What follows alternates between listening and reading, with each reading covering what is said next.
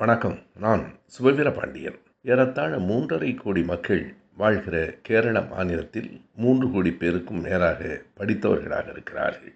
எப்போதுமே கேரளாவில் கல்வி நிலை சிறப்பாக இருப்பதற்கு சில காரணங்களை வரலாற்று ஆசிரியர்கள் குறிக்கிறார்கள். அது கடற்கரை ஓரமாக இருக்கிற காரணத்தால் பெரும்பாலும் ஐரோப்பாவிலிருந்து வந்த கிறிஸ்தவர்கள், பாதிரியார்கள் அங்கே முதலில் கால் பதித்தார்கள். அதிலும் குறிப்பாக சிரியன் கிறிஸ்தவர்கள் அங்கே மிகுதி.